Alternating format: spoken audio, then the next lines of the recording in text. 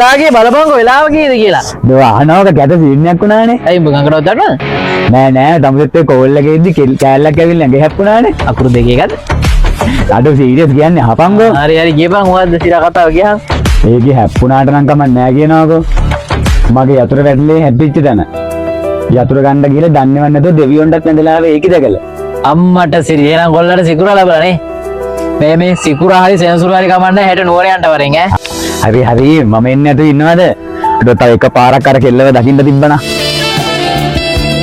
මේ වෙලා ගින් තියෙන යම ඔය වෙන දවසක ගෙමු. හරි බයික් එක ගනිකෝ ඉක්මනට. ඔයාලගේ හදිස්සියනේ අප්පා. යම. පන්සලට එන වෙලාව ගෙමු. යංගෝ නුවර යන්නයි.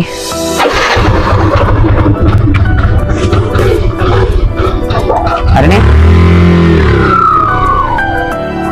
පෑන්නක් කිනව බං බල්ලා දාපන්. දැන් ඉතින් මල්සලා විදලානේ තියෙන්නේ. හරි බං.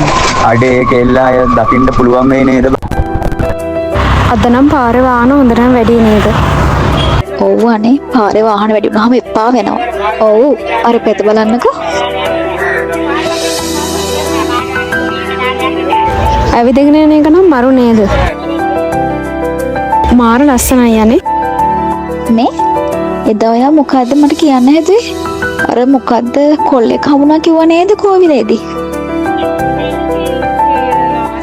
අපි මෙයාට සල්ලි දීලා බලමුද? අනේ යා ගත්තනේ. ඒක ගිහින් දෙනව නේද? මේ පොරේ එකක් දෙන්නකෝ. අපි අර පැත්තට ගිහින් මාරුන්න පොඩි දාමුද? ලැබී මාරුකට බලන්නකෝ.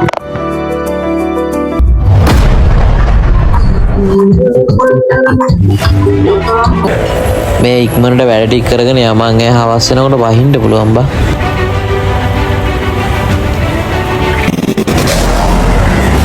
අඩේ අර මං කිව්ව කෙල්ල අර ඉන්නේ. මං ඒ දැක්ක කිව්වේ. අඩේ නා යමන් බලන්න. මේ යකෝ මෙහෙන් යන්න වරේ. පාරෙන් හැපැත්තට බැලලා දුවගෙන යමන්.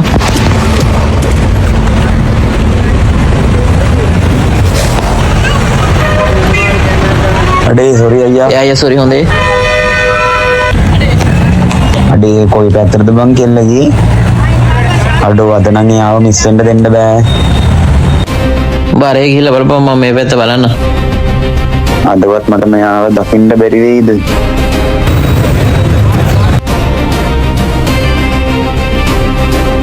ඉන්නේ මෙයාට දන්නේ.